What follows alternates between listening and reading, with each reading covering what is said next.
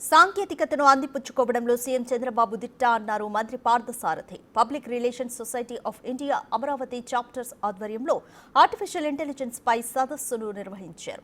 National public relations day సందర్భంగా జరిపిన ఈ సదస్సుకు ముఖ్య అతిథిగా హాజరైన మంత్రి ఏఐపై పలు కీలక వ్యాఖ్యలు చేశారు. చంద్రబాబు గతంలో 2020 విజన్ అంటే మేమందరం తిట్టుకునే వాళ్ళమని, కానీ దాన్ని సత్ఫలితాలు ఇప్పుడు చూస్తున్నామన్నారు మంత్రి.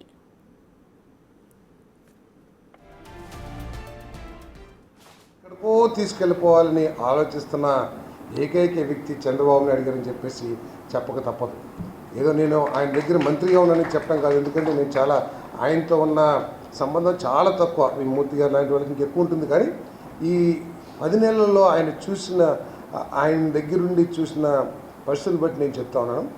ప్రపంచంలో అసలు ఒక సాంకేతికత వచ్చిందంటే దాన్ని ఏ విధంగా అందిపుచ్చుకొని మన రాష్ట్రానికి వినియోగించాలని ఆలోచించే వ్యక్తి చంద్రబాబు నాయుడు గారు అని చెప్పేసి మనం చేస్తాను. ఆయన 1999లో అప్పుడు ముఖ్యమంత్రి అయినప్పుడు మేమంతా కూడా విమర్శించేవాళ్ళం. ఏదో 2020 అంటే రకరకాల ఏదో చెప్పారు కదా, అబ్యూజివ్ అని చెప్పేసి అబ్యూజివ్ పాలిటిక్స్ కూడా మేము చేసి ఏదో అనేవాళ్ళం.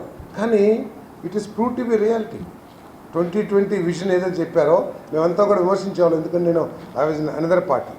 అప్పుడు ఆయన ఆలోచనలన్నింటినీ కూడా స్వార్థం, లేకపోతే కులతత్వం, లేకపోతే ఆయన ఏదో ఊహల్లో ఉంటాడు అని చెప్పారు. కానీ 97 నుంచి 2020కి వచ్చేసరికి చంద్రబాబు నాయుడు గారు కరెక్ట్ అనిపించింది.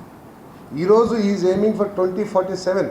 అందరికీ ఏంటంటే మనం ఉండేది ఒక 5 సంవత్సరాల అధికారంలో, మనం బతికేది ఇంకా 10 సంవత్సరాలు, ఆయన 2047 దగ్గర అని చెప్పేసి లేమెన్.